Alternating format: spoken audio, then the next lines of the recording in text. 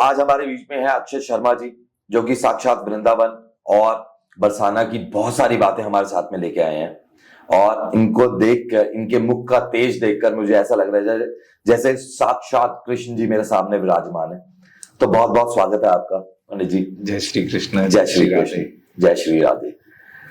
राधे राधे, ये शब्द ही अपने आप में बहुत है इस ब्रह्मांड के लिए। तो सबसे पहले हम राधे माता से ही चालू करेंगे। तो कैसा माहौल है वहां पर?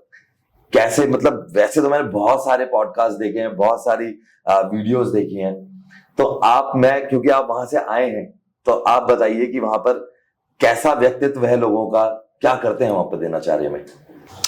देखिए, आपकी बात का बड़ा साधारण उसमें उत्तर दूं, और हमारे ब्रज में जो बड़ा प्रसिद्ध सवैया है, कहा जाता है ऐसा कि राधा रानी के पग पग पे प्रयाग जहां, केशव की केली कुंज कोटि कोटि काशी है, यमुना में जगन्नाथ, रेणुका में रामेश्वर, तरु तरु पे पड़े रहत अयोध्या निवासी हैं।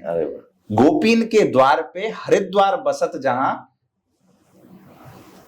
बद्री केदारनाथ फिरत दास दासी हैं, और स्वर्ग अपवर्ग हम लेकर करेंगे क्या, जान लो हमें हम वृंदावन वासी। अरे वाह। तो हमारे ब्रज की महिमा तो ऐसी कही जाती है कि सभी तीर्थ, सभी जितने भी पूजनीय स्थान हैं, जितने भी शिव, सनकादिक, ब्रह्मा आदि सब यहाँ आने के लिए तरसते हैं, इस धरा पर एक प्रवेश के लिए तरसते हैं।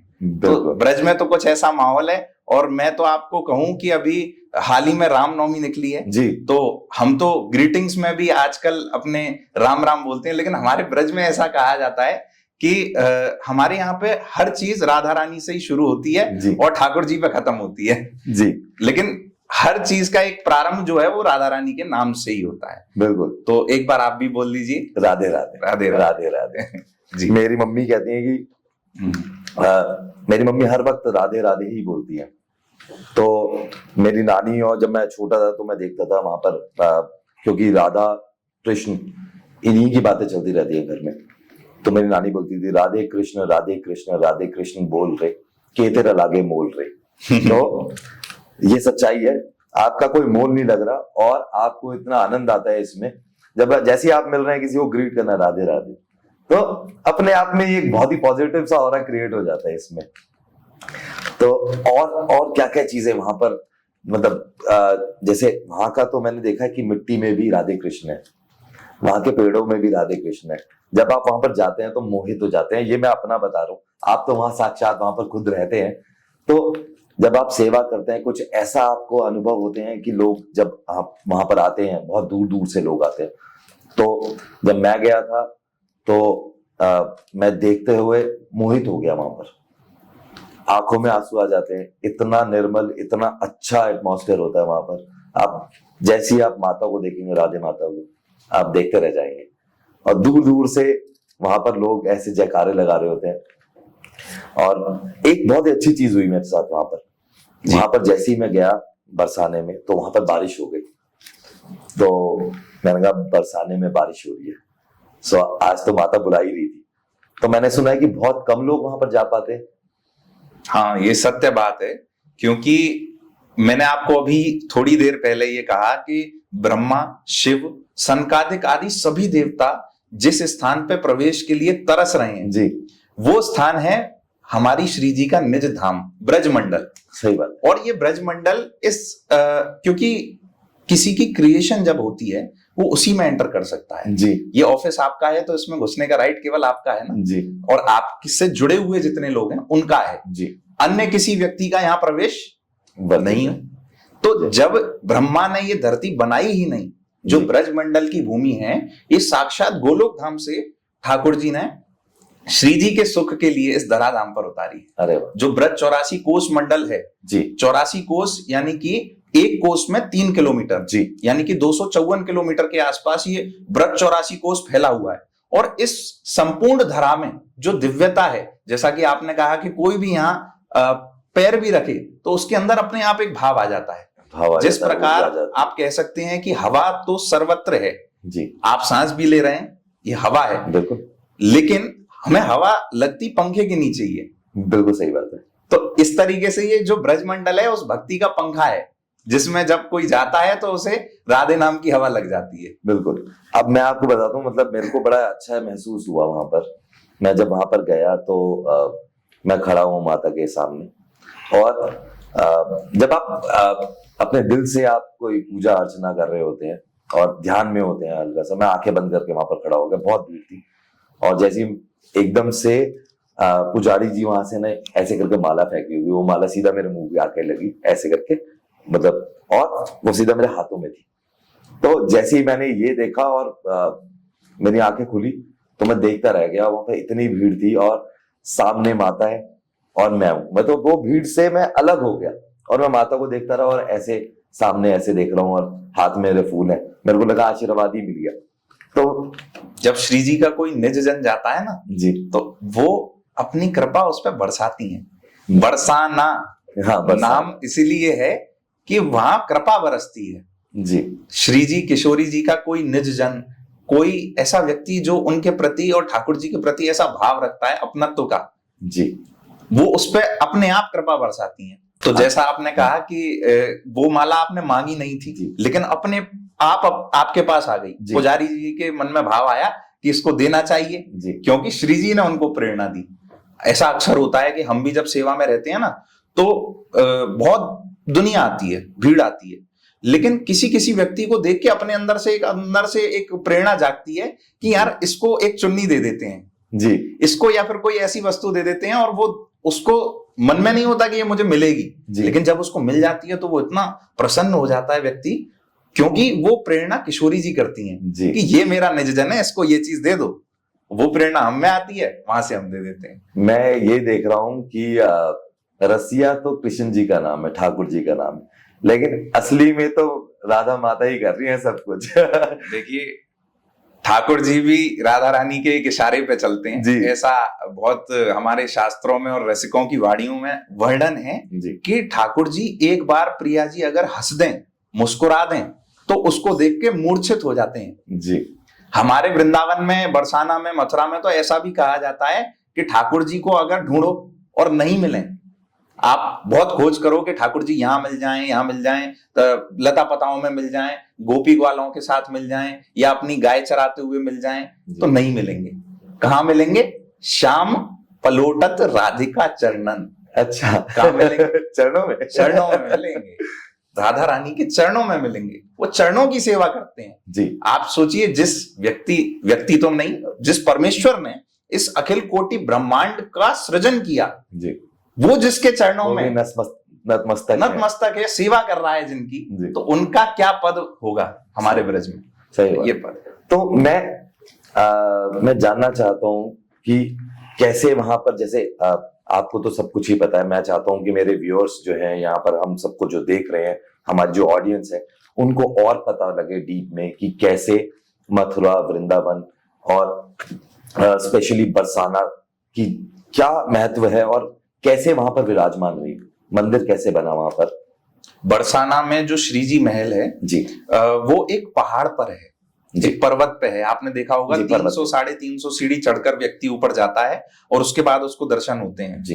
तो उस पहाड़ का जो संबंध है वो एक बहुत ही प्राचीन काल से है, पौराणिक कथा है जी। आपने सुना होगा एक समय पर समुद्र मंथन हुआ था जी, जिसमें एक तरफ देवता और एक तरफ असुर थे, और उस समुद्र मंथन में से अनेक जो रत्न निकले थे जी, जैसे ऐरावत हाथी निकले, अमृत निकला।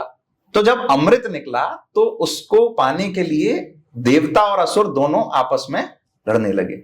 भगवान विष्णु ने सोचा कि क्या किया जाए ऐसा, कि क्या ऐसा छल किया जाए जिससे कहीं ना कहीं जो देवता हैं, छल भी नहीं इसको कहेंगे, कि नीति के अनुसार, कि क्या ऐसा किया जाए जिसमें जो अधिकारी है उस अमृत का, उनको ये मिले, क्योंकि देवता अधिकारी थे और असुर अधिकारी नहीं थे जी। ये कैसे? उन्होंने एक स्वरूप धरा, मोहिनी स्वरूप, मोहिनी, जिसको देख के सब मोहित हो गए। असुर तो अपनी सुध बुध खो गए, इतनी सुंदरता। अच्छा। सारे देवता अपनी सुध बुध खो गए कि ऐसी, सबके मन में ये भाव आया कि ऐसी मेरी पत्नी हो। एक देवता थे जिनके मन में ये भाव आया कि ऐसी मेरी पुत्री हो। वो कौन थे? सूर्यदेव। तो सूर्यदेव ने भगवान से मांगा कि प्रभु अमृत तो ठीक है, लेकिन आपका जो ये स्वरूप था ऐसा मैं चाहता हूं कि ऐसी मेरी पुत्री हो।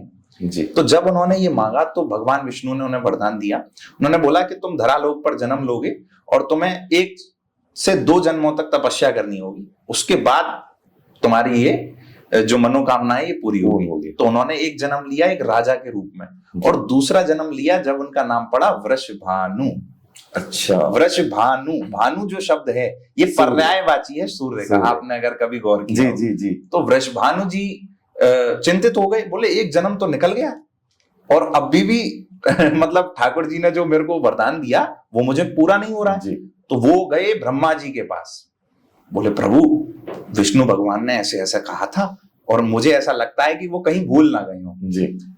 तो ब्रह्मा जी ने कहा कि मैं तुम्हें ये आश्वासन देता हूं कि ठाकुर जी तुम्हारी मनोकामना पूर्ण करेंगे, और इस आश्वासन के रूप में मैं खुद विराजमान होऊंगा तुम्हारे स्थान पे। जी। तो जो बरसाना है वहां पे जो पर्वत है उसका नाम है ब्रह्मांचल पर्वत।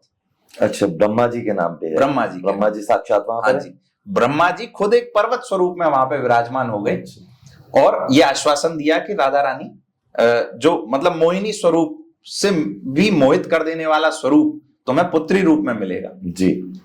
तब वृषभानु जी को पुत्री की प्राप्ति हुई। रावल नामक एक स्थान है हमारे ब्रजमंडल में आता है, गोकुल के पास, जहां पे एक कमल पुष्प में यमुना जी के किनारे जब वृषभानु जी बैठे थे और हृदय में ये वेदना के साथ पुकार रहे थे कि हे ठाकुर जी मेरी ये मनोकामना कब पूर्ण होगी, तो एक कमल दल पुष्प आया। वो पुष्प में एक दिव्य ज्योति, एक दिव्य प्रकाश वहां पे हो रहा था और उसमें से एक किलकारी की आवाज आई, और वो किलकारी थी हमारी किशोरी जी की, और किशोरी जी वहां से उन्हें प्राप्त हुई। फिर वो बरसाना धाम में आ गए।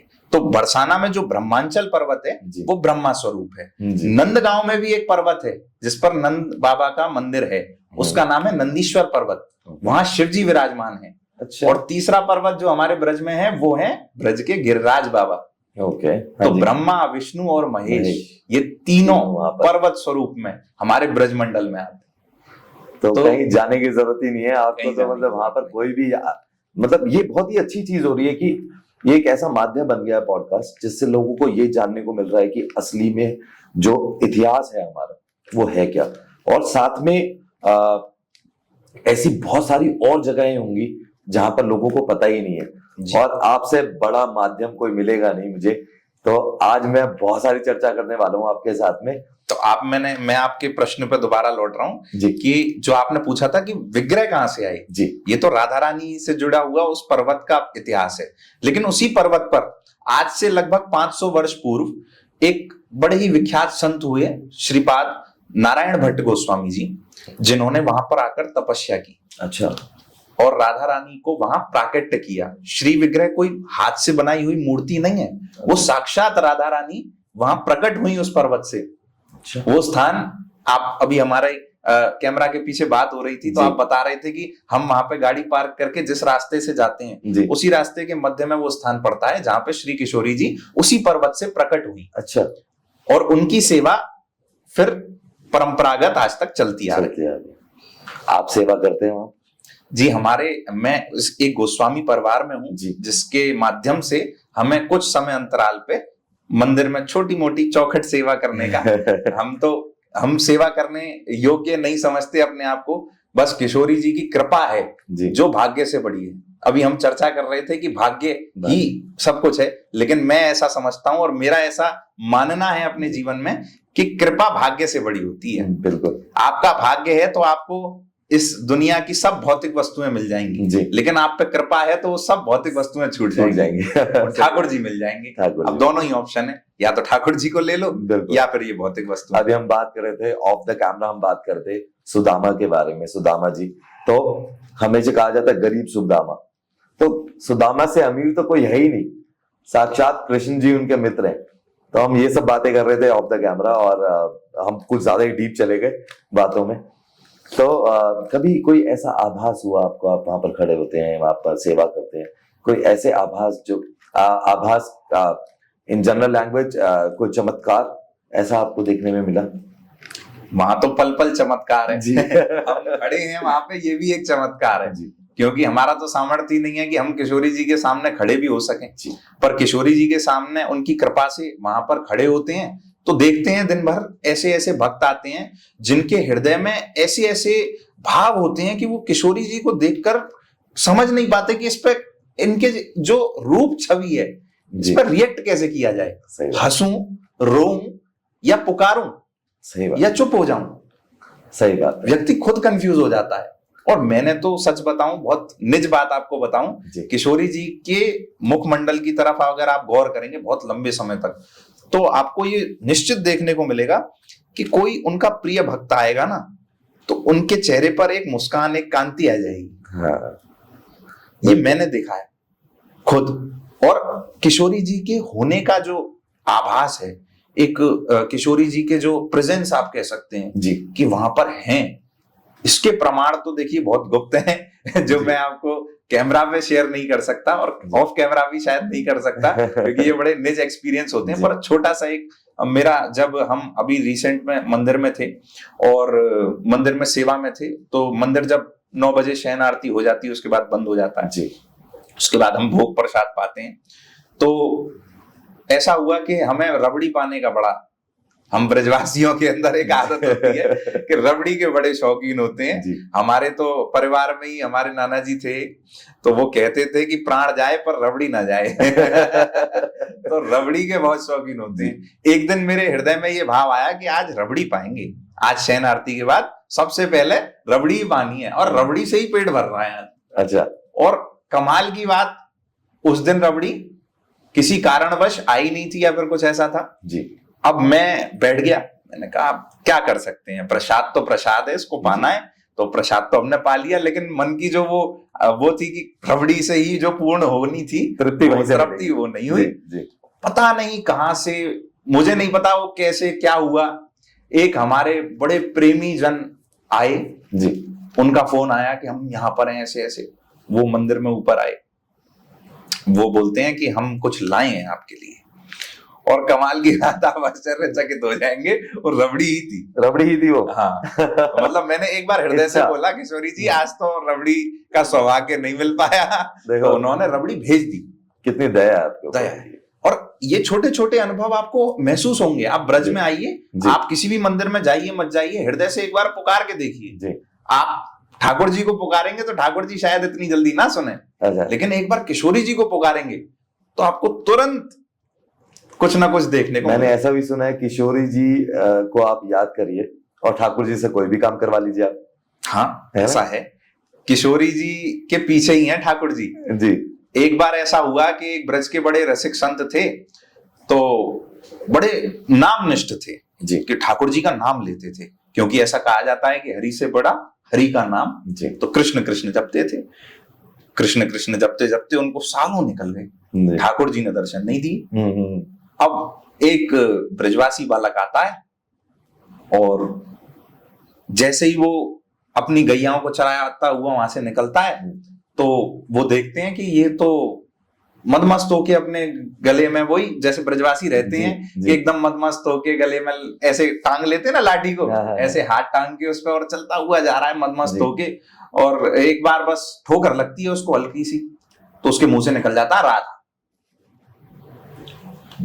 वो देखकर इतने हक्के बक्के रह जाते हैं संत के, उनको एकदम गिरते गिरते संभालते हैं खुद ठाकुर जी।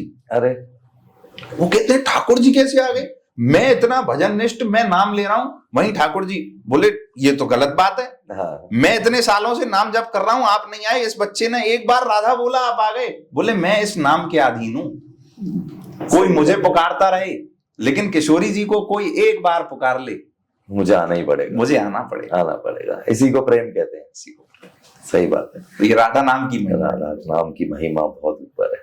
मेरे गूज़बम्स आ रहे हैं ये स्टोरी सुन के, क्योंकि मैं इसे फील कर पा रहा हूँ। तो मैं जब गया था वहां पर, तो मैंने बहुत सारे देखिए मथुरा, वृंदावन, बरसाना और पूरे जो एरिया है उसके अंदर बहुत सारे मंदिर हैं जहां पर अमूमन लोग नहीं जा पाते, क्योंकि अवेयरनेस नहीं है, लोगों को पता नहीं है वहां पर। तो ऐसे कुछ मंदिर के बारे में आप बताएंगे, ऐसे दिव्य दर्शन हो वहां पर, या कुछ आपको अनुभूति हो वहां पर पहुंच के, जो कि अनएक्सप्लोर्ड है, क्योंकि भीड़ में तो सारे ही जा रहे, और मेरे को लगता है कि ये एक माध्यम हो सकता है जिससे लोगों को पता लगे कि इतने सारे मंदिर, आप एक पेज भी चलाते हैं जी, तो उस पेज के ऊपर आप स्पेशली सारी चीजें मेंशन करते हैं, मैंने देखा था उसके बारे में। जी। तो क्या आप हमारे दर्शकों को बताना चाहेंगे कि कुछ ऐसे मंदिर, बहुत सारे नहीं, जितना हम बता पाए?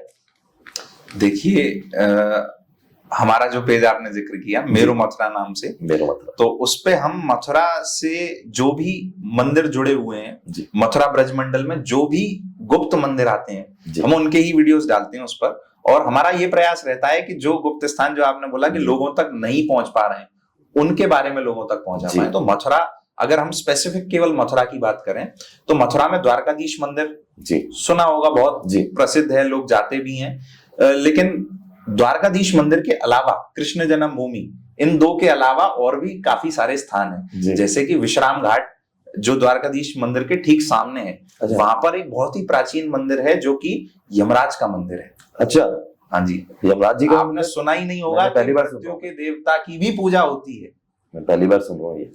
क्योंकि यमुना जी सूर्य पुत्री हैं ओके। और उनके भाई हैं यमराज। यमुना और यमराज भाई बहन हैं। जी जी जी बिल्कुल। और यमुना है, वो है कृष्ण की पटरानी, बिल्कुल भगवान कृष्ण की पटरानी है। जी। तो यमुना जी से एक बार उनके भाई मिलने आए यमराज, तो उन्होंने उनको आदर सत्कार दिया, उन्हें भोजन कराया, उन्हें अतिथि की तरह खूब आदर सत्कार दिया। तो उसके बाद उन्होंने प्रसन्न होकर कहा कि बहन तू कुछ मांग, जी मैं तुझे आज दूंगा। बोले कि मेरे पिता हैं वो पूरी सृष्टि को वो दे रहे हैं, रोशनी दे रहे हैं जी, प्रकाश दे रहे हैं, प्रकाश दे रहे हैं, जिससे ये सारी सृष्टि का संचालन हो पा रहा है। जी। मेरे पति इस अखिल कोटि ब्रह्मांड के नायक हैं, जी। तू मुझे क्या देगा? तो उन्होंने बोला मेरे लिए मैं कुछ नहीं मांगती, जी मेरे भक्तों के लिए एक वरदान मांगती हूं बस, जी। कि जो आज के दिन, जिस दिन यमराज मिलने आए थे, यम द्वितीया, जो कि दिवाली के आसपास पड़ता है पर्व जी, उस यम द्वितीया के दिन अगर कोई भाई बहन विश्राम घाट पे हाथ पकड़कर स्नान कर लें और वही वैदिक विधि विधान से जो वहां के पुरोहित पूजा करवाएं वो कर लें, वो अर्चना को पूरा कर दें, तो उसको यम पाश से मुक्ति मिल जाएगी। यमराज जब लेने आते हैं तो पाश में बांध के लेके जाते हैं, कोड़े जैसा पाश होता है, तो उन पाशों से मुक्ति मिल जाएगी, उसे यमराज स्वयं लेने आएंगे। मतलब कोई दुख नहीं होगा, कोई दुख नहीं होगी, कोई पीड़ा नहीं होगी और असमय मृत्यु नहीं होगी, उसकी दीर्घायु होगी, उसकी आयु बढ़ जाएगी भाई की। बहुत ही ज्यादा डीप है और इतना ज्ञान, मतलब लोगों को पता ही नहीं होता ये सब चीजें। और देखिए, मतलब आज मैं पहली बार मैं खुद सुन रहा हूँ, तो कितनी और बड़ी इसके बात। अलावा आप अगर देखेंगे तो विश्राम घाट के ठीक सामने जी एक और मंदिर है जो कि दुर्भाषा ऋषि का मंदिर है।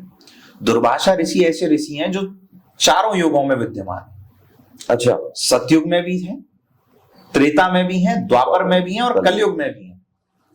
भगवान राम का जब समय पूर्ण हुआ, 11,000 वर्ष उन्होंने सिंहासन पर राज किया अयोध्या से, तो जो उनके दूत थे जी, काल के दूत, वो आए उनसे मिलने और उन्होंने कहा कि मैं आपसे बहुत निजता में मिलना चाहता हूं, कोई उसमें इंटरफेरेंस नहीं हो, कोई उसमें बीच में खलल नहीं करे। जी।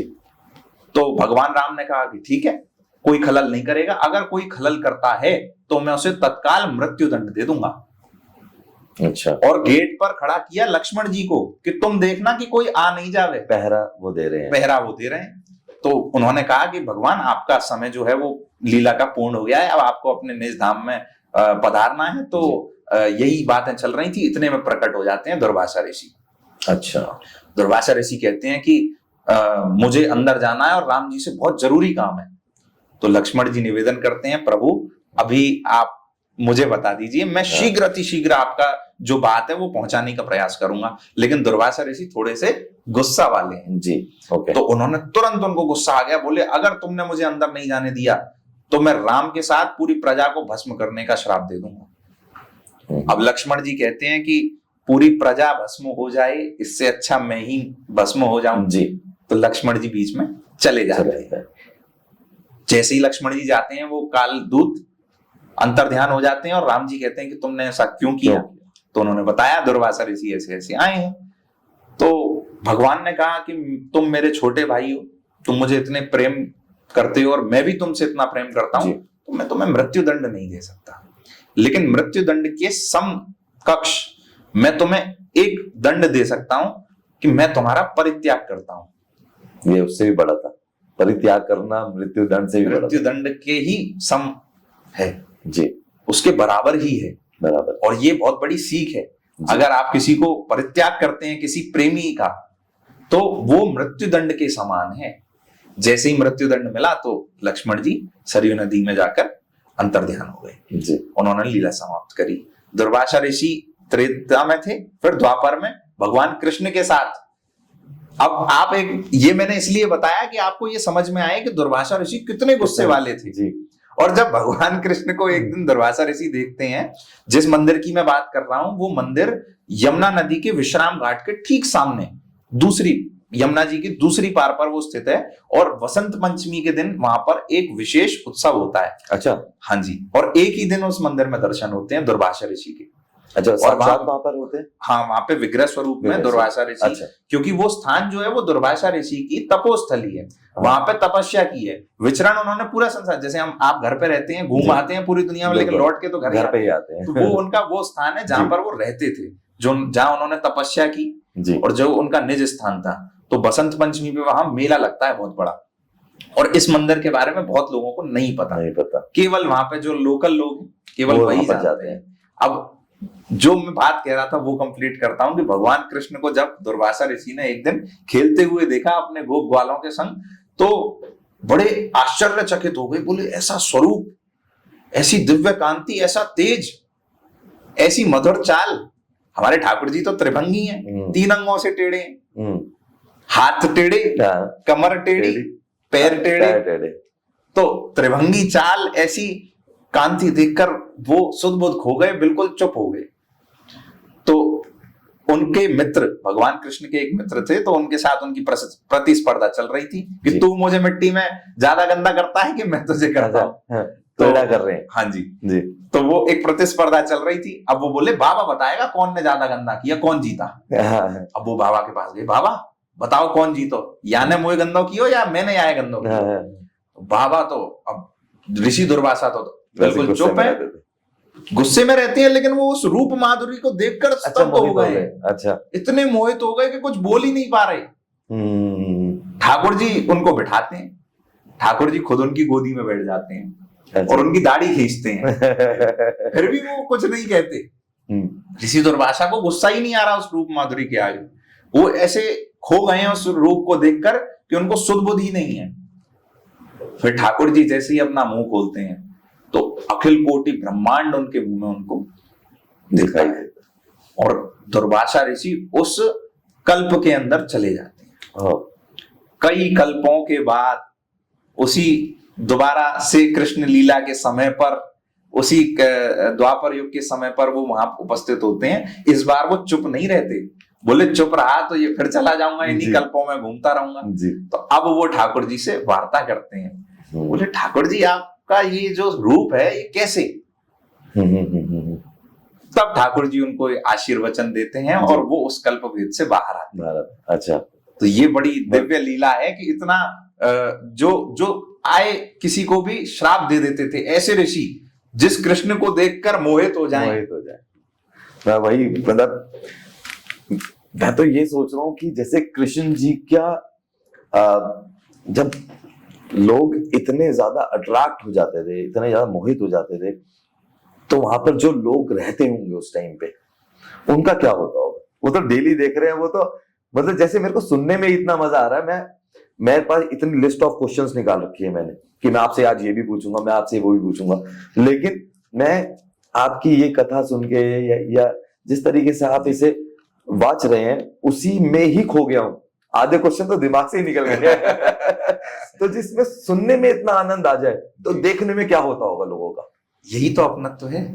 इसी रूप माधुरी को देखकर सब मोहित हो जाते हैं। ठाकुर जी के ग्वाल बाल, सखा, गोपियां, सहचरियां, माताएं सब वशीभूत हो जाती हैं। सब वशीभूत, वो उनके माखन को चुरा लेते हैं, उनके चित्त को। ऐसा बोला जाता है ठाकुर जी यहाँ पर चित्त चुराते हैं। और मैं तो आपको बड़ी एक रसिक जन की वाणी है, कि यहाँ के रहने वाले सब ठगा, खुद भी ठगते हैं जी और ठगा की उपासना भी करते हैं।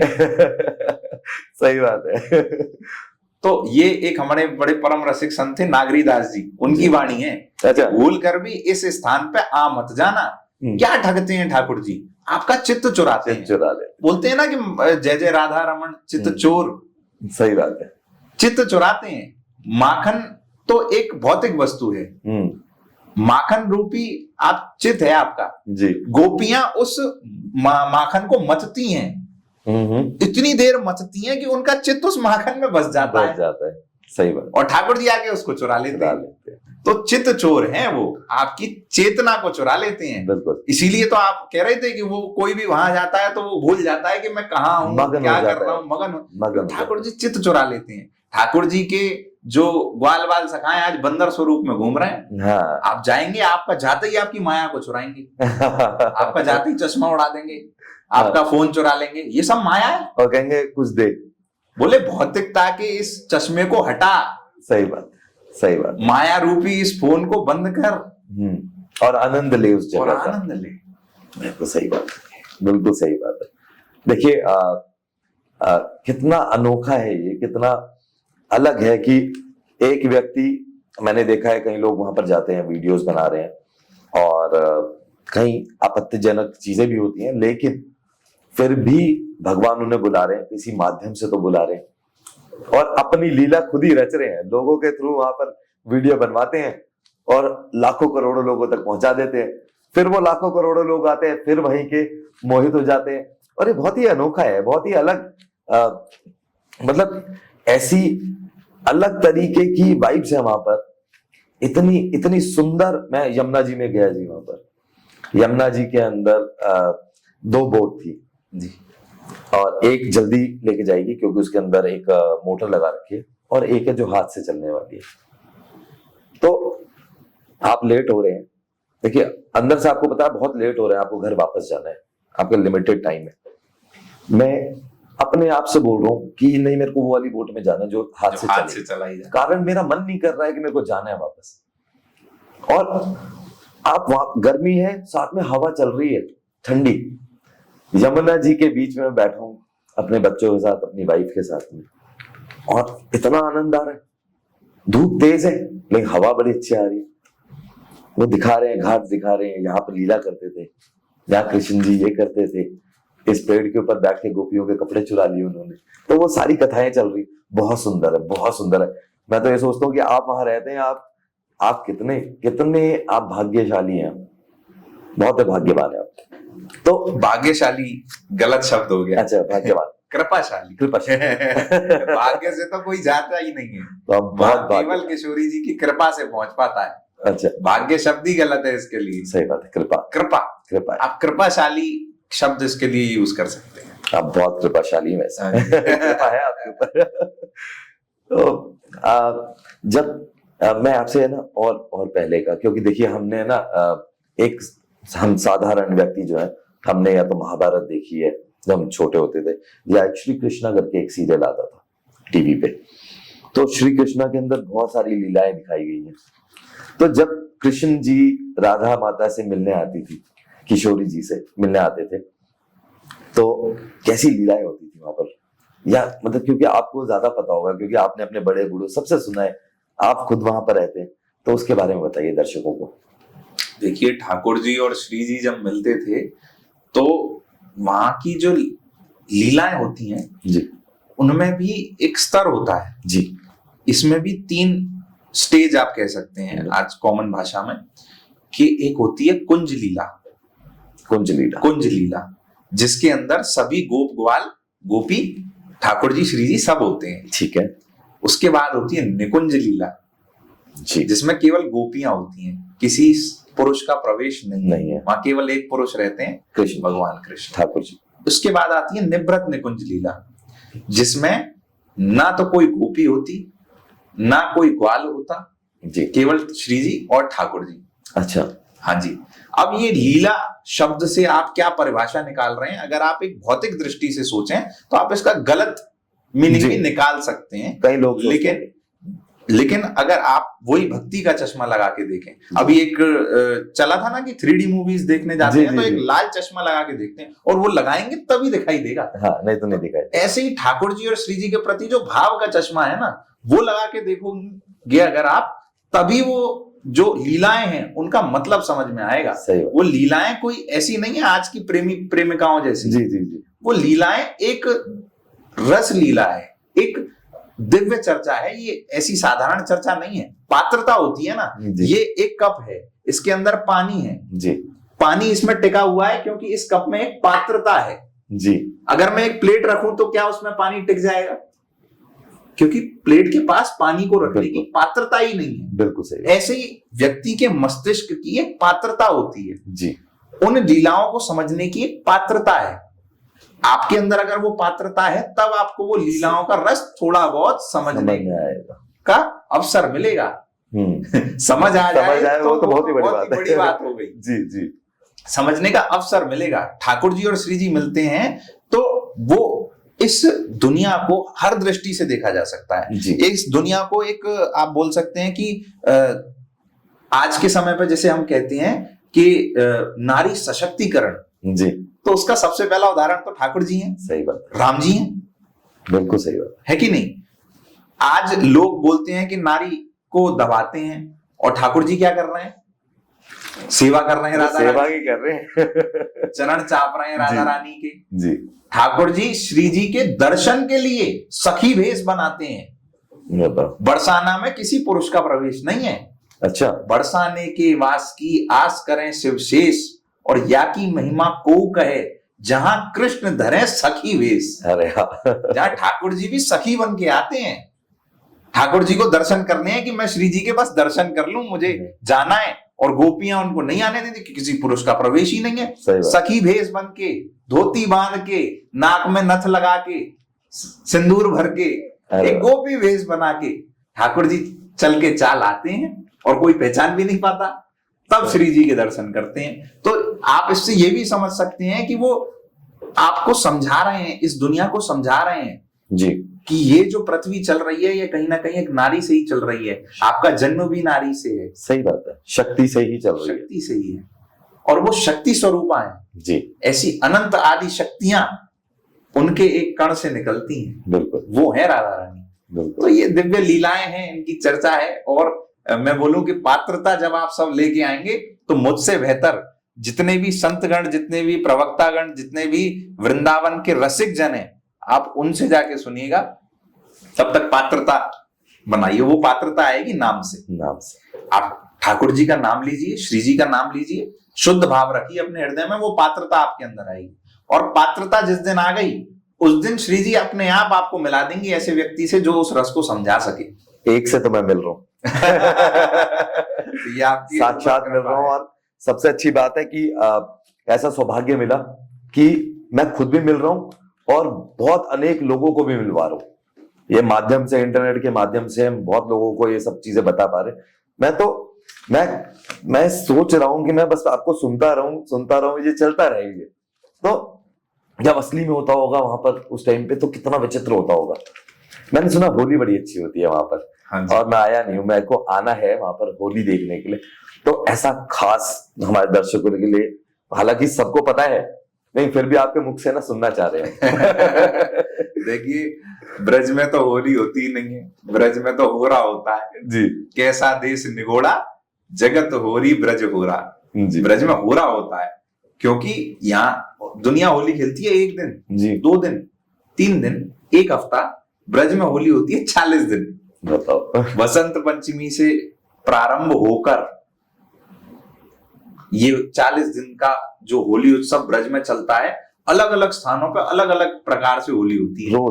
रोज ठाकुर जी अलग अलग प्रकार से, अलग अलग भावों से अलग अलग जगह होली खेलते हैं। जैसे बरसाना में लट्ठमार होली जी, लड्डू होली जी, है ना। ऐसे ही अगर हम वृंदावन में जाएंगे तो वहां गुलाल की होली, फूलों की होली होती है। तो छेड़ते भी होंगे ऐसे क्या, जैसे होली खेलते हैं। तो मैंने सुना है वहां पर बड़ी सारी कविताओं के माध्यम से, बड़े सारे शब्दों के माध्यम से खिलाया जाता है। देखिए जब बरसाना में, और ये काफी चर्चित हुआ है ये विषय अभी, क्योंकि होली निकल कर ही गई है जी। और मेरे कुछ पिछले पॉडकास्ट में मैंने कुछ ऐसी बातें बोली थी, अच्छा। सवैये सुनाए, बड़े वो वायरल भी हुए।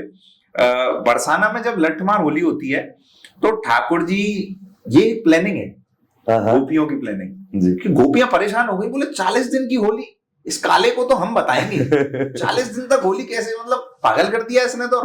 रोज कपड़े साफ करके हम धोकर पहनती हैं और रोज रंग डाल जाता है, रोज गंदा कर जाता है, कैसे, मतलब इसको तो मजा चखाना पड़ेगा। राधा रानी से आज्ञा लेकर वो जाती है नंदगांव और बोलती हैं कि ठाकुर जी आप आओ, बरसाने में हम आपके संग होली खेलेंगे। तो ठाकुर जी को लगता है कुछ तो गड़बड़ है, किसी को भेजना है, तो वो एक प्रतिनिधि भेजते हैं, एक पंडा भेजते हैं, वो जाता है। तो सभी गोपियां उसको इतना लड्डू उस पर फेंकती हैं, इतने लड्डू उसको देती हैं कि वो झोली भर गई, जेब भर गई, अब कितने लड्डुओं में नहाएगा क्या व्यक्ति। तो वो क्या करता है, उन्हीं लड्डुओं को लुटाने लग जाता है, बोले ले लो गई, मैं इतने लड्डुओं को क्या करूंगा। तो वो लुटाने की जो परंपरा है वो लड्डू होली कहलाई। फिर वो जाके कहते हैं ठाकुर जी से कि ठाकुर जी वहां तो लड्डू ही लड्डू बरस रहे हैं, अच्छा तुम जाओ। ठाकुर जी के मन में अरे वाह, लड्डू ही लड्डू, मैं भी चलता हूँ। जैसे ही ठाकुर जी बरसाने की रंगीली गली पहुंचते हैं, सारी गोपियां लट लेके तैयार, ठाकुर जी जाते हैं भाग। अच्छा। ठाकुर जी जब भाग जाते हैं तो सारी सखियां उनको पकड़ के लाती हैं, बोले ऐसे कैसे। तब वो उनको छेड़ते हैं, तब ठाकुर जी तो चुलबुले हैं, हमारे नटखट हैं बड़े जी, तो बड़ी सवैयाओं के माध्यम से तो उन गोपियों को छेड़ते हैं, उनकी टांग खींचते हैं। जैसे जैसे सवैया कैसे कैसे। अब ऐसा ब्रज में जब ये लठमार होली होती है तो जब नंदगांव के लोग आते हैं तो वो गाते हैं कि ऊपर तो पे छीट को और नीचे गोटादार, ऊपर तो पे छीट को और नीचे गोटादार, घूंघट खोल दिखाए दे तेरे नारंगी से गाल। ऐसे छेड़ते हैं। जब बरसाना वाले जाते हैं तो वो ठाकुर जी को छेड़ते हैं। तो लट भी पड़ते होंगे। हाँ लट पड़ते हैं, लट तो पड़ेंगी जब ऐसी बातें करेंगे। तो ये सब परस्पर प्रेम का, ये प्रेम है, ये परस्पर प्रेम है, ये ऐसा नहीं है कि आप इससे बुरा माने या मैं बुरा मानूं जी, ये परस्पर प्रेम है। वो उसकी टांग खींचते हैं, वो उसकी टांग खींचते हैं। और भी सुनने का मन है मेरा, दो चार और। एक जब ठाकुर जी जब बरसाने वाले जाते हैं तो बरसाने वाले ठाकुर जी की टांग खींचते हैं जी, बोले छोटो शोक नैया या के बड़े बड़े नैन, छोटो शोक नैया या के बड़े बड़े नैन, और वृंदावन की कुंज गली में ठाड़ो मारे से बजाए गयोरी, मेरे अंगना में राधे राधे गाए गयोरी। ऐसे करके टांगी। बहुत बड़ी, अपने आप में ही रस है। हाँ। अपने आप में तो ये रस तो अब जाके ही पता चलेगा। आप बरसाने की और नंदगांव की होली अब अगले साल आएगी तो आप जरूर जाइए, देखिए और उस रस का खुद आनंद लीजिए। बिल्कुल। जितने मेरे मुंह से सुनने में आपको ये आनंद आ रहा है, जब आप देखेंगे कि 20-30 लोग खड़े होकर प्रत्यक्ष उस लीला को, ठाकुर जी देखने आते हैं, अच्छा भगवान शिव देखने आते हैं इस लीला को। मैंने बोला ना बरसाने में किसी पुरुष की एंट्री नहीं है जी, तो गोपी स्वरूप में आते हैं। अच्छा हाँ, गोपेश्वर महादेव बन के आते हैं। अरे बरसाने की रंगीली गली में जैसे एक टर्न आता है जी, तो कोने पर एक बहुत छोटा सा मंदिर है शिव जी का। अच्छा, तो शिव जी उस स्थान पर विराजमान हैं गोपी स्वरूप में, गोपी बन के वो उस होली की लीला को देखने आते हैं। किसी देवता की भी, मतलब बोलते हैं ना कि या ब्रज को रस देख देख ब्रह्मा को मन ललचाए, जो रस बरस रहो बरसाने तीनों लोकन में उना है। तो जो रस वहां बरसता है वो तीनों लोकों में नहीं है। सही बात। तो शिव ब्रह्मा आदि सब देवता तरसते हैं उस होली वहां पर। आज देखिए ये, और आपके ऊपर कितनी कृपा है। ये तो है, ये बहुत कृपा है आपके ऊपर, कितनी अच्छी, मतलब सुनने में ही इतना अच्छा है, देखने में कितना अच्छा होगा जी। तो हम आगे बढ़ते हैं। जैसे कृष्ण जी के बारे में बात करते हैं थोड़ी।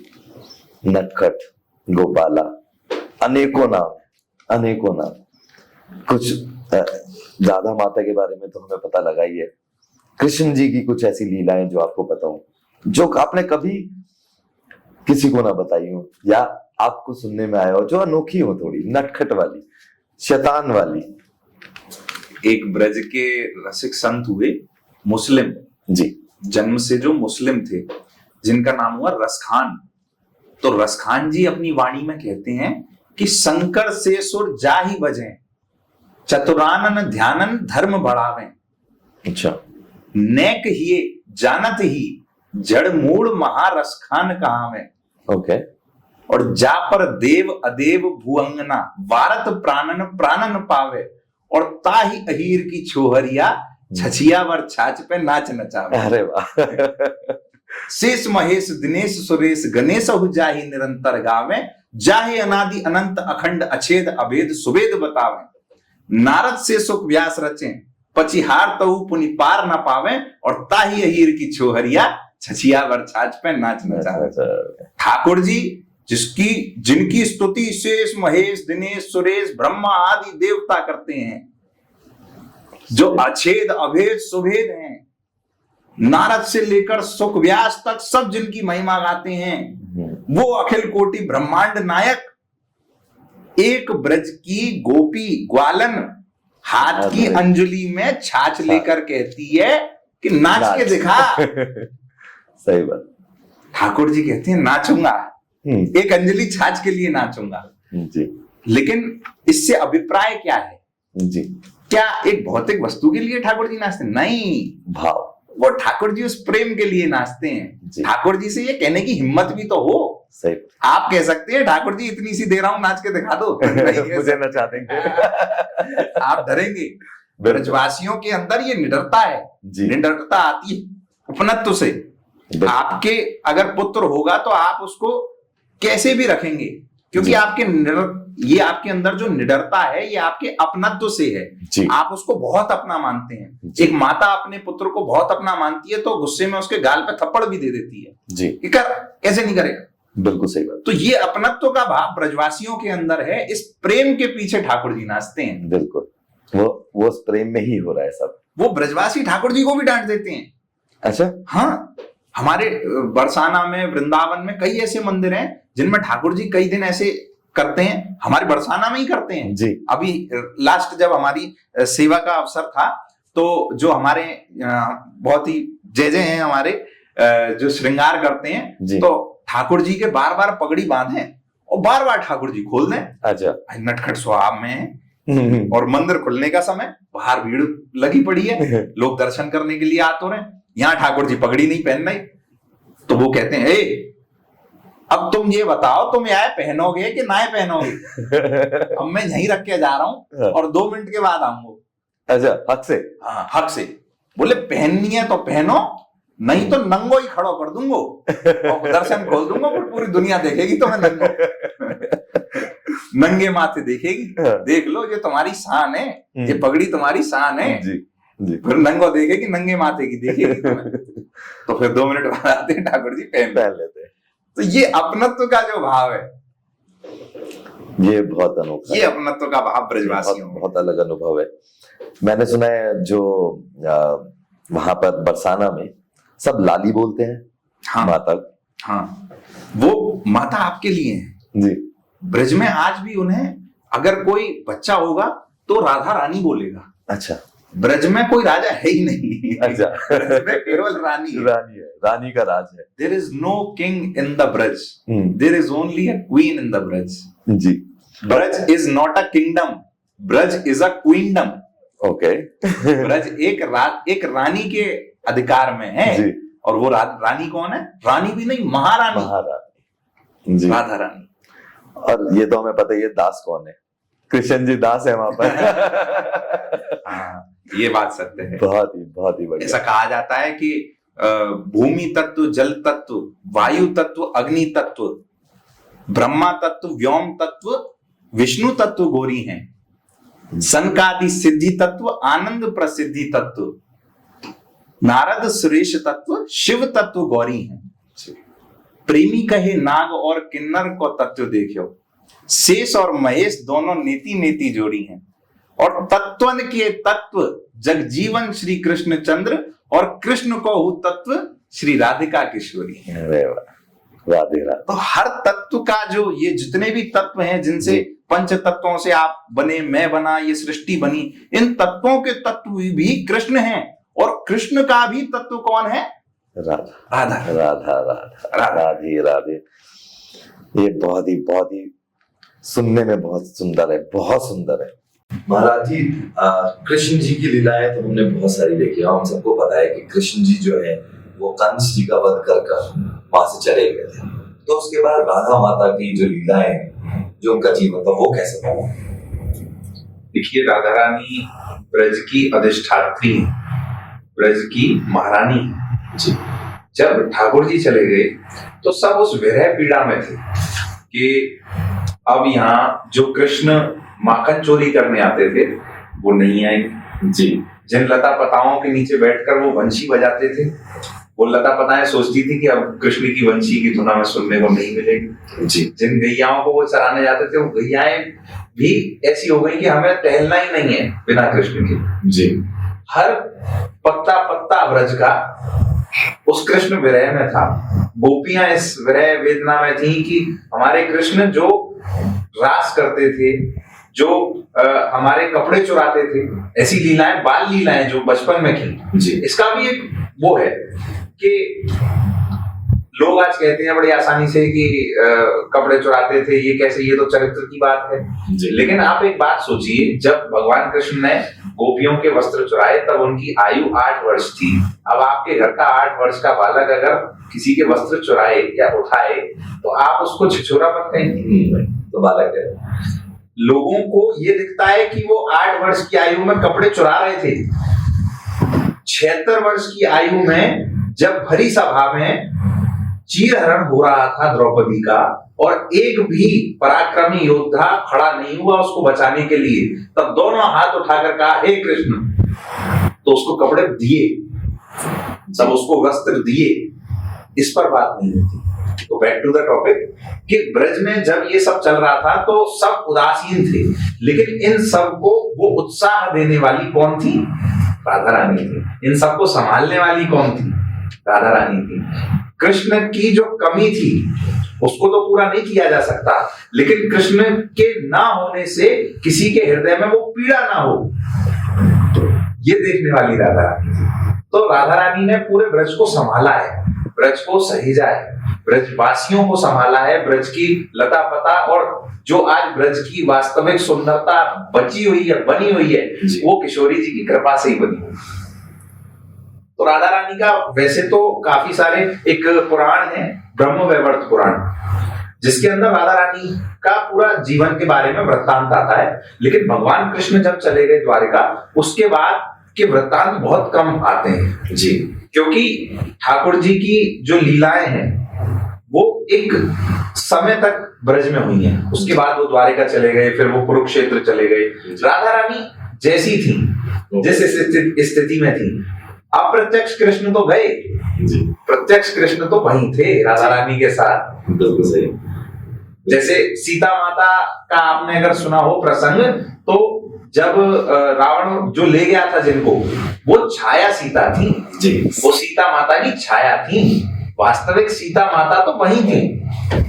फिर जब अग्नि परीक्षा हुई तो वो छाया सीता गई और वास्तविक सीता आई। इसी प्रकार ठाकुर जी और श्री जी तो कभी अलग हो ही नहीं सकते। ब्रज में तो ये कहा जाता है कि एक प्राण दो देही, दो देह दिखती है ना जी, एक प्राण दो देही राधा कृष्ण स्नेही। इसलिए आप वृंदावन में जाएंगे तो आपको ठाकुर जी दिखेंगे, क्योंकि वो जुगल स्वरूप है, उसी में राधा रानी और उसी में भगवान कृष्ण समाहित हैं। बिल्कुल सही बात है। और एक और जैसे हम बात कर रहे थे कि राधा रानी भी तो नारायण का ही रूप है, मोहिनी, मतलब नारायण ने ही उनका एक वो दिया था। भगवान कृष्ण, भगवान विष्णु जी के हृदय की प्रेमाग्नि शक्ति है जी, वो प्रेम की उस पराकाष्ठा का एक स्वरूप है, जो भगवान भी जिसको देखकर मोहित हो जाए वो है राधा रानी। सही बात। अच्छा, मैं एक बात पूछना चाह रहा हूँ कि ऐसा जैसे साउथ में कृष्ण जी का कहते हैं कि कृष्ण जी का हृदय जो है वो साउथ में रखा हुआ है, तो ऐसा कहा जाता है कि जगन्नाथपुरी में कृष्ण जी का जो हृदय वहां पर बहता हुआ चला गया था और उसे वहां पर संभाल के रखा हुआ है, क्या ये सत्य है? इसकी एक कथा है जी। जब भगवान कृष्ण अंतर ध्यान हुए, देखिए मृत्यु तो नहीं कहेंगे क्योंकि मृत्यु उसकी होती है जो जन्म लेता है।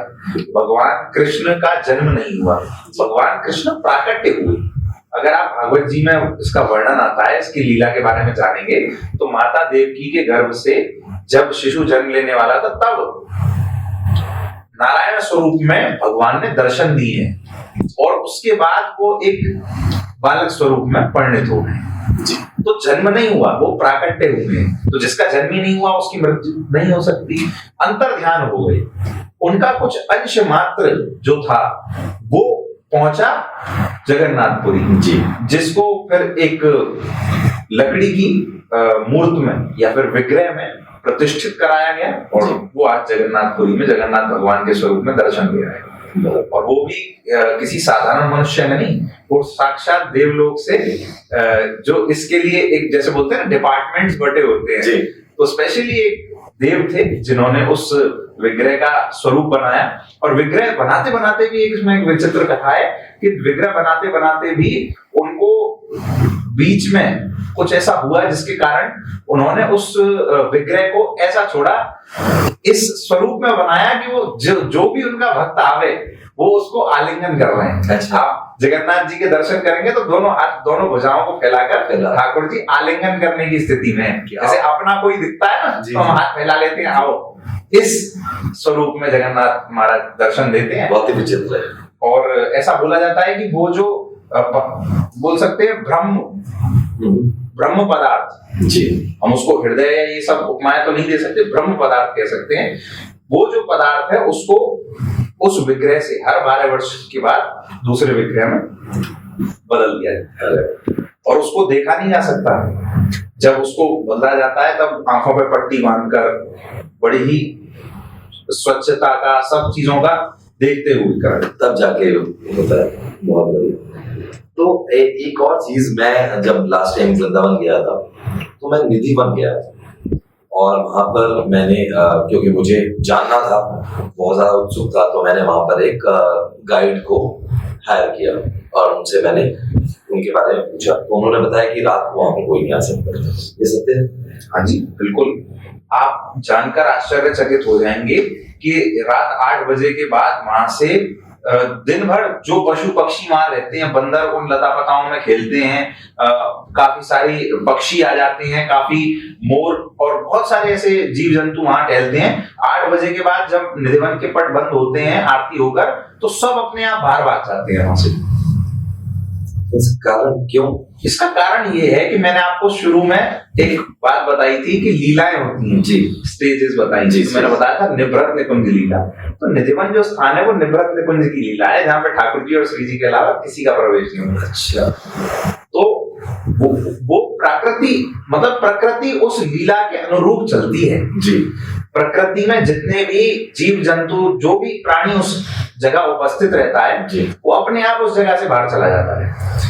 मैंने सुना है कि ऐसे वृंदावन में, बरसाना, ऐसी बहुत सारी जगह है वहां पर आसपास में जहां पर कृष्ण जी की और राधा रानी के पद चिन्ह दिख रहे हैं या उनकी ऐसा बहुत सारी जगहें हैं जी के बारे में सुनने में आया कि बहुत सारे चिन्ह हैं वहां पर जी, और जिससे पता लगता है कि ऐसा हुआ था कुछ सालों पहले और असली में वहां पर भगवान स्वयं वहां पर प्रकट हुए थे। तो ऐसी कौन कौन सी जगह हैं, कुछ थोड़ा बहुत इसके बारे में बताएंगे?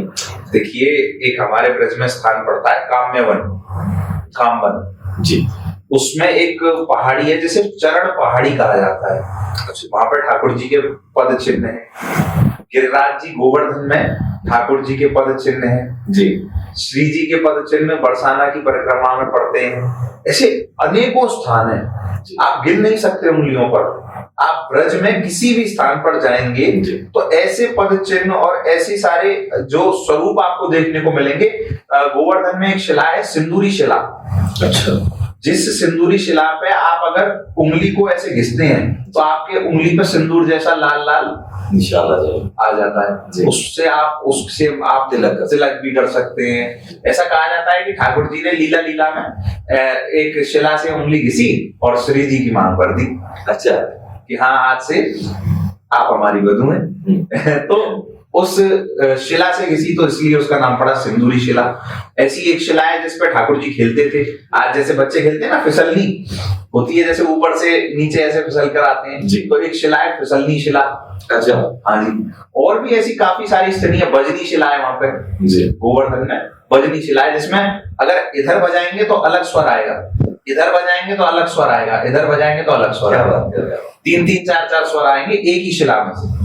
तो मतलब लोग जाते हैं वहां पर, ये कम? बिल्कुल, बहुत कम लोग जानते हैं। ये गिरिराज जी की तलहटी में, आपको बहुत वैसे तो मोटा मोटा सब बता देते हैं, ये बहुत गुप्त स्थान बता रहा हूँ मैं। अच्छा, जो गिरिराज जी की अंतर परिक्रमा होती है तलहटी की, जिसमें गिरिराज जी से लगकर मिट्टी में चलते हैं। ज्यादातर बाहरी परिक्रमा लगाते हैं लोग, जो मेन सड़क बनी हुई है जी, जिससे बैटरी रिक्शा में भी लगा लेते हैं आजकल तो लोग। लेकिन जो अंतर परिक्रमा है ना, जिसमें तलहटी जिसे कहते हैं, वहां पे एक मंदिर है, दाऊ जी का मंदिर, जिसको बोलते हैं लुक लुक दाऊ जी महाराज। अच्छा जी। वहां की क्या लीला है, ऐसा बोलते हैं कि ठाकुर जी और श्री जी वहां रास करने आए, और जब वो रास करने आए तो उसके बाद ठाकुर जी के जो बड़े भाई हैं बलराम, जिन्हें ब्रज में दाऊ जी कहा जाता है, दाऊ भैया के मन में आई कि ऐसो कहा मजा आवे या में जाए, देखें तो सही। हाँ। मन में आई कि इसको देखा जाए जी। तो जब उनके मन में ये आया तो उन्होंने एक बार रात में छुपकर देखना चाहा कि क्या होता है आखिर रास में। तो छुप छुप कर देखना यानी लुक लुक, ऐसा शब्द कहा जाता है ब्रज में, तो उनका नाम पड़ गया लुक लुक दाऊ जी महाराज है। हाँ, तो चोरी छुपे, हाँ, चोरी छुपे देखना। तो वो स्थान आज भी है, और लुक लुक दाऊ जी महाराज के आसपास ही ये सारी शिलाएं जो मैं बता रहा हूँ। अच्छा, हाँ जी। तो ये जब कृष्ण जी ने लीला रची और अपना जो कालिया नाग वहां पर यमुना नदी में, तो जब वो चले गए तो उसके भी वो पाए जाते हैं अभी भी कुछ? आपको जानकर मतलब ये सब बातें आश्चर्यचकित करने वाली हैं, इसलिए मैं बार बार बोल रहा हूँ, लेकिन ये बात सत्य है जी। ऐसा बोला जाता है कि जब कालिया नाग का मर्दन किया, भगवान ने उसे मारा नहीं था जी। कालिया नाग को बोला था कि तुम वृंदावन छोड़कर चले जाओ, यहाँ यमुना को विषैला मत करो जी। और तुमने अगर मुड़कर देख लिया तो तुम वहीं सशरीर पत्थर के हो जाओगे। जी जी। कालिया नाग गए 13 किलोमीटर 14 किलोमीटर दूर वृंदावन से, जिस जगह को बोलते हैं जैत। जैत नेशनल हाईवे से लगा हुआ एक गांव है।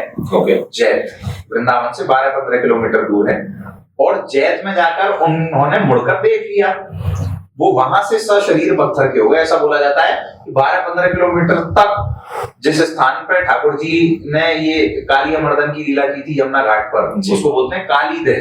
तो काली देह पर उस कालिया नाग की पूंछ निकलती है पत्थर की, और जो हेड है वो जैत में है। अच्छा। और कमाल की बात, जब अंग्रेज वहां पे आए, मुगल शासक आए, तो उन्होंने तोड़ा जी। उन्होंने कोशिश करी, क्योंकि आस्था का विषय है, जो भी सनातनीय आस्था के विषय थे सब उन्होंने खंडित करने चाहे, तो उन्होंने तोड़ना चाहा और वो तोड़ भी दिया तब भी। और जब अंग्रेज आए तो उन्होंने गोली मारकर भी देखी तब भी जी उस कालिया नाग में से खून निकला। अच्छा। उसके बाद वो भयभीत हो गए और जितना था जो था उसको छोड़कर वहां से भाग गए। और वहां के स्थानीय लोग बताते हैं कि जब वो तो कच्चा था पहले, आज तो बहुत अच्छा पार्क जैसा डेवलप कर दिया है गवर्नमेंट ने, लेकिन वहां के स्थानीय लोग वहां पे जो बहुत एजेड है उनसे भी मेरी बात हुई तो वो बताते हैं कि उसको जितना खोदा उतना ही कालिया नाग निकलता चला गया। अच्छा। और नाग पंचमी के दिन उसके पास एक कुंड है जय कुंड, उसमें से करीब काफी सारे नाग इकट्ठे होकर कालिया नाग के आसपास आ जाते हैं और नाग पंचमी के दिन दूध पिलाते हैं लोग। वहां जाते हैं, लोकल ही जा पाते होंगे, सबको तो नहीं पता होगा। अब जिन लोगों को पता है और जो वीडियो देख लेंगे आज तो पहुंच जाएंगे। व्यूअर्स को पता लग गया, भीड़ लगने वाली है वहां पर। तो जैसे कृष्ण जी के बारे में और बात करते हैं, जैसे करने के लिए तो अगर हम पूरी जीवन लग जाएगा, बात खत्म नहीं होगी हमारी। अनंत लीला है, अनंत लीला है। तो कृष्ण जी का नाम लड्डू गोपाल क्यों पड़ा? भगवान का एक नाम है गोपाल, तो गोपाल इसलिए कहा जाता है, एक तो भगवान क्या थे, नंद बाबा के पुत्र जी। नंद बाबा पे थी 9 लाख गाय और 9 लाख गायों को वो चराने जाते थे, तो उन सब गौ माताओं के इष्ट ईश्वर एक तरीके से, और उन गौ माताओं के जो वाहक उनको दिशा देने वाले जी कि यहाँ से चलना है, गौ चारण करने वाले जी वो थे भगवान कृष्ण। तो वहां से उनका नाम पड़ा गोपाल। और बचपन में ऐसे घुटमुन चलते थे, जैसे बच्चा चलता है ना घुटुओं पर, जी घुटमुन चलते थे। घर में दिखता था लड्डू, तो लड्डू एक हाथ में लेकर ऐसे 3 उनसे चलते थे। जी उसी स्वरूप की पूजा आज बहुत लोग अपने घर में विग्रह स्वरूप में करते हैं। लड्डू गोपाल आपने देखा होगा, 2 घोंटू टेक कर, एक हाथ जमीन पर और एक हाथ में लड्डू लेकर। तो कितना मुश्किल है ऐसे चलना। हाँ, और ठाकुर जी चलते थे। तो बहुत मुश्किल है सोचने में भी, अगर कोई हाँ। साइंटिफिकली ऐसे सोचेगा कैसे चलेगा, कोई बड़ा ही मुश्किल है। तो ठाकुर जी का वहां से नाम पड़ गया है। एक मैंने आपकी कोई रील देखी थी और मैं बड़ा इम्प्रेस हुआ था। एक जगह है जहाँ पर होली का दहन होता है, उसके बारे में दोबारा जानना चाहता हूँ। मैं जानता हूँ बहुत फेमस रील है, लेकिन ऐसी अपॉर्चुनिटी मैं मिस नहीं करना चाहता। तो क्या है वहाँ की असली कहानी, असली सच्चाई, क्या होता है वहाँ? पूरा भारत होली जिस दिन खेलते हैं जी दुल्हनी, उससे एक दिन पहले होलिका दहन मनाता है। जी होलिका दहन की जो कहानी है, होलिका माता बैठी, उनके गोदी में उनको बिठाया गया, द्रौपदी जी को और प्रहलाद जी को। और प्रहलाद जी जब उनकी गोदी में बैठे तो जो उनकी चुनरी थी वो प्रहलाद जी पर आ गई, होलिका जी भस्म हो गई और प्रहलाद जी बच गए।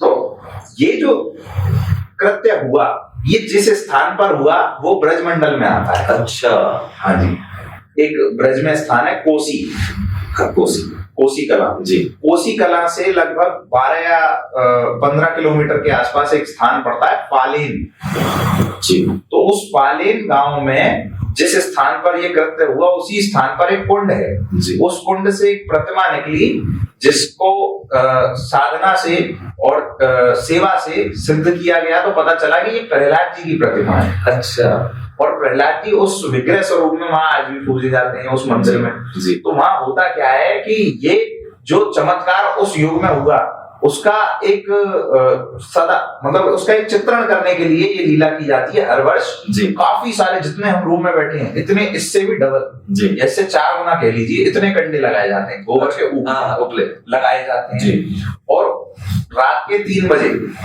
या लगभग सुबह के 4 बजे के आसपास एक उस परिवार से जो प्रहलाद जी की उस विग्रह की सेवा करते हैं, उनके परिवार से एक व्यक्ति नियुक्त होता है कि ये इस वर्ष ये व्यक्ति निकलेगा। अच्छा। और लगभग वो 30 दिन पहले से ही अनुष्ठान करने लगता है। अच्छा। हाँ, ब्रह्मचर्य से रहता है, अनुशासित जीवन जीता है, नित्य सेवा करता है, नित्य हवन करता है और शुद्धता से रहता है। अच्छा। 1 महीने, जैसे मोदी जी ने राम जी की प्राण प्रतिष्ठा से पहले व्रत रखा ना, बिल्कुल ऐसी कुछ इसी प्रकार का एक अनुष्ठान करता है। जी। और उस अनुष्ठान के संपूर्ण वाले दिन, होली वाले दिन रात के 4 बजे, सुबह के 4 बजे वो उस कुंड में स्नान करता है और सीधा उस दहकती हुई आग में कूद जाता है। अच्छा। और आप आश्चर्यचकित हो जाएंगे ये जानकर कि वो उसमें जाते हैं और निकल आते हैं उस आग से, और उनका कण भर भी नहीं गिरा। मतलब बिल्कुल भी नहीं, बिल्कुल भी नहीं। इतनी झुलसती आग में अगर कोई कूद जाए तो क्या होगा उसका? वो पूरा जल जाएगा, पूरा जल जाएगा जी। लेकिन उनका एक कण भी नहीं जलता, कपड़े का एक कण भी नहीं जलता। और उस परिवार में मैंने अपनी आंखों से देखा है, मैं उस जगह पर गया जी। और मैंने प्रत्यक्ष अपनी आंखों से देखा, वहां के उसी परिवार के लोग थे, उनपे ऐसी एक मतलब उनको पीढ़ी दर पीढ़ी परंपरा में उनपे एक सिद्धि है या फिर कृपा कह लीजिए कि उनको आग से खतरा नहीं है। अच्छा। हवन हो रहा था, आग पे हाथ ऐसे रख दिया उन्होंने और 1 मिनट तक रखा आग के ऊपर, और फिर मेरा हाथ पकड़ लिया और मैंने हाथ पकड़ा तो मैं ऐसा रह गया भौचक्का कि ये क्या है। हाथ ठंडा, मतलब बिल्कुल नॉर्मल वाला ठंडा, हाथ ठंडा था। अच्छा। अरे 1 मिनट आग पर हाथ रखेगा कोई व्यक्ति, जल जाएगा उसको। हमारा तो 10 सेकंड में जल जाएगा। 10 सेकंड में हम करते थे मोमबत्ती, हाँ। यूं करते थे, 10 सेकंड में जल जाता है। हाँ, 10 सेकंड के बाद तो जलने लग जाएगा। और उन्होंने मेरा हाथ पकड़ा तो मेरे को पता चला हाथ ठंडा है उनका। क्या बात कर रहे हैं?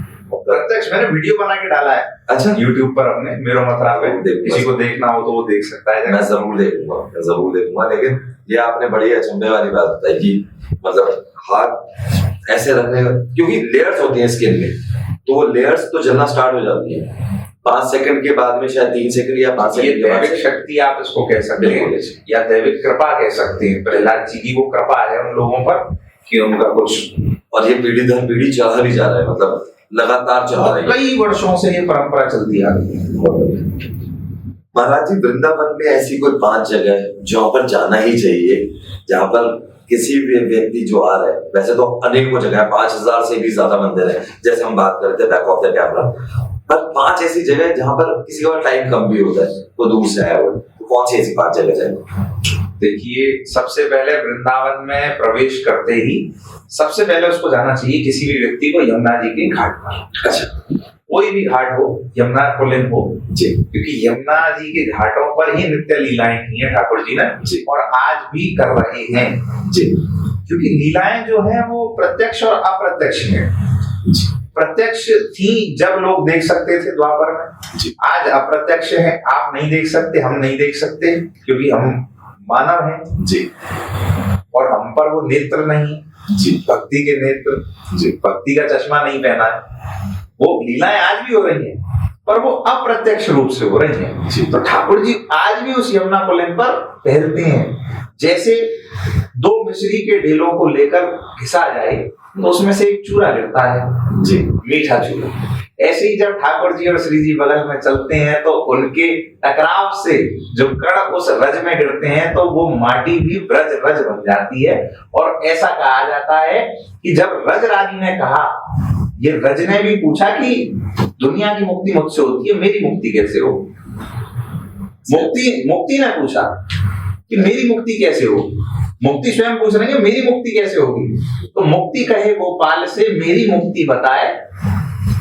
ठाकुर जी क्या कहते हैं? ब्रज रज उड़ मस्तक लगे, मुक्ति भी मुक्त हो जाए। अरे वाह, मतलब वहां की मिट्टी को बस ऐसे लगा दो, मिट्टी नहीं, रज रज रज रानी है वो। अच्छा, रज, उस रज को अगर आप माथे से लगाते हैं, उसका आस्वादन करते हैं, उसको ग्रहण करते हैं, तो आप खुद ये प्रत्यक्ष अनुभव करेंगे, आपके हृदय में परिवर्तन आने लग जाएगा। ये रज रानी भक्ति प्रदायिनी है। अच्छा, मैंने जैसे बोला ना कि श्यामा श्याम जब चलते हैं तो उनके टकराव से जो कण गिरते हैं वो इस रज में मिलते हैं। जहां उनके चरण छिप रहे हैं वो रज है, उस रज की बहुत बड़ी। तो उस रज को प्रणाम करें, यमुना जी को प्रणाम करें, यमुना पुलिन पे जाके यमुना जी का आचमन करें, यमुना जी को दूषित ना करें। ऐसा संकल्प लें कि हम ब्रज में, और ब्रज में नहीं तो यमुना जी जहां भी बहती है जी, वहां कहीं गंदगी ना फैलाएं जी।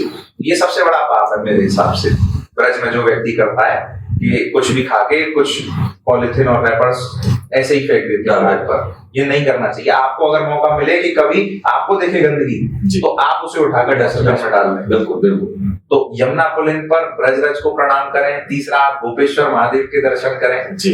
भगवान शिव गोपी स्वरूप में आए, और आपने तो कहा कि मेरे तो नाथ ही भोलेनाथ हैं, तो आप तो जरूर करिएगा जाके। भगवान शिव स्वयं गोपी स्वरूप में आए महाराष्ट्र में सम्मिलित होने, तो गोपेश्वर महादेव के दर्शन करें। वैसे ये भी कितना सही है ना कि भगवान भोलेनाथ खुद उतर आए देखने के लिए कि कैसा और क्या चल रहा है, मतलब, और वो भी अपने रूप बदल के बैठे हुए हैं, गोपी स्वरूप गोपी। बिल्कुल बिल्कुल। और उनका श्रृंगार पार्वती मैया करती है खुद। अच्छा, हाँ, क्योंकि रास में तो एंट्री नहीं थी किसी पुरुष की जी, तो उनको गोपी स्वरूप बनाना पड़ा। उनका खुद श्रृंगार गोपी रूप में पार्वती मैया करती है। बताओ। और भोलेनाथ गोपी स्वरूप में गोपेश्वर महादेव के नाम से। मैं सोच रहा हूँ भोलेनाथ कैसे घूम रहे होंगे। आज भी आप प्रत्यक्ष अनुभव करेंगे। एक जगह पर दिख रहा है भोलेनाथ बिल्कुल भूतों की मंडली लेके चल रहे हैं। भोलेनाथ से कहा जाता है जब भूतों की मंडली लेकर आए ना जी, तो जिस जगह पे भूतों की मंडली ठहरी, क्योंकि वो तो संग ही चलते हैं, तो वो जो गोपेश्वर महादेव है उनके बगल में एक गली है जिसका नाम है भूत गली।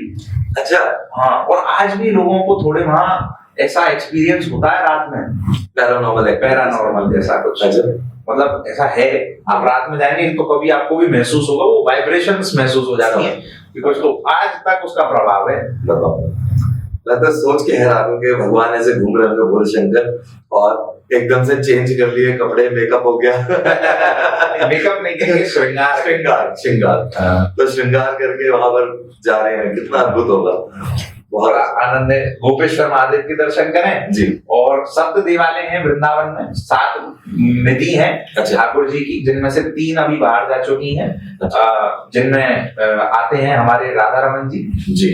राधा वल्लभ जी, बांके बिहारी जी, गोविंद देव जी, गोपीनाथ जी और मदन मोहन जी, ये तीनों ब्रज से बाहर चले गए, और जुगल किशोर जी ये भी ब्रज से बाहर। अच्छा। ब्रज में अभी 3 निधि बची हुई हैं, जिनमें बांके बिहारी जी, राधा रमन जी और राधा वल्लभ जी, इनके दर्शन आप जरूर करें और संतों के दर्शन करें, क्योंकि ठाकुर जी की जो भक्ति देने वाले हैं वो ये वैष्णव जन ही हैं जी।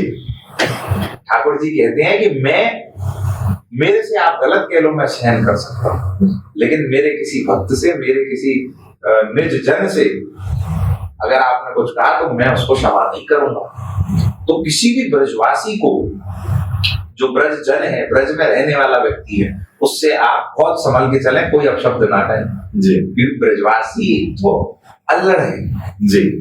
मैं खुद हूं तो इसलिए बोल रहा हूं। अल्लड़ वैसे नहीं, मतलब वो उस माइंड की फ्रीनेस में रहते हैं कि ठाकुर जी तो हमारे हैं जी, ये अपना तो है, मेरे हैं, बिल्कुल राधा रानी मेरी हैं। हर भजन का, हर तप का निचोड़ यही है कि मन में ये निष्ठा आ जाए जी, मन में ये ठान लूं बस कि ये ठाकुर जी मेरे हैं। और ब्रजवासी तो बचपन से ही ये निष्ठा लेके पैदा होता है कि ठाकुर जी मेरे हैं, ब्रजवासी मेरे हैं, मतलब ब्रज जन, ये सब मन में ये भाव लेके पैदा होते हैं तो जी।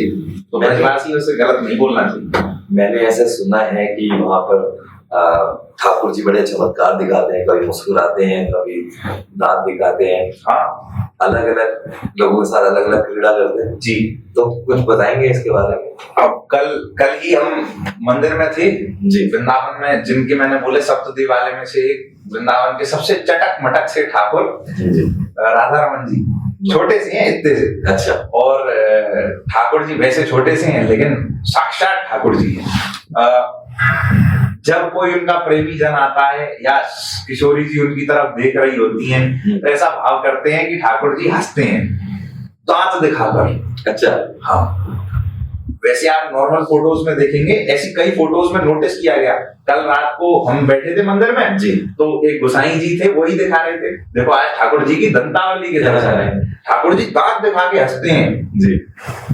साधारण नहीं है, ये हंसते हैं, खेलते हैं, दौड़ते हैं, भागते हैं, भोजन पाते हैं, हाँ, पीछे हमारे सामने ऐसे खड़े हो जाते हैं। अच्छा। हाँ, पीछे सब करते हैं ये, तो हंसते भी हैं, और दंतावली के दर्शन तो सबको देते हैं।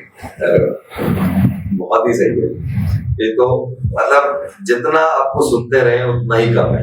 मेरे को ऐसा लग रहा है बस ये चलता रहे। यहाँ पर टीम भी पीछे ऐसे बैठ गई है मग्न होके, मन ही नहीं करता कि, मतलब बस क्वेश्चंस भी नहीं है मेरे पास में, आपको सच बता रहा हूँ।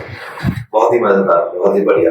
आपके साथ में बात करके इतना आनंद आया कि मैं आपको बता नहीं सकता, और आशा करता हूँ हम दोबारा मिलेंगे और बहुत सारी बातें करेंगे। 5000 मंदिर के 5000 मंदिर कवर करूंगा मैं। बहुत ही, मेरे को ऐसा लग रहा है कि मेरे को बहुत बड़ा आशीर्वाद मिला है कि मैं आपके साथ बैठा हूँ आज, और इतना अच्छा पॉडकास्ट मैंने अभी तक में नहीं किया है। मतलब बहुत सारे अच्छे लोगों के साथ में मैंने किया है, लेकिन इतना आनंद मेरे को नहीं आया, क्योंकि इसमें क्वेश्चंस नहीं थे मेरे पास में, मैं बस सुनना चाहता था। आशा करता हूँ हमारे जितने भी ऑडियंस हैं, व्यूअर्स हैं, उन सब ने ये बातें एंजॉय की होंगी, और लिंक्स मैंने डिस्क्रिप्शन में दे दिए हैं। महाराज जी के अपना पेज है, उनको आप प्लीज फॉलो कीजिए, और धन्यवाद आपका, कोटि कोटि नमन आपको। जय श्री कृष्ण। जय श्री कृष्ण। जय श्री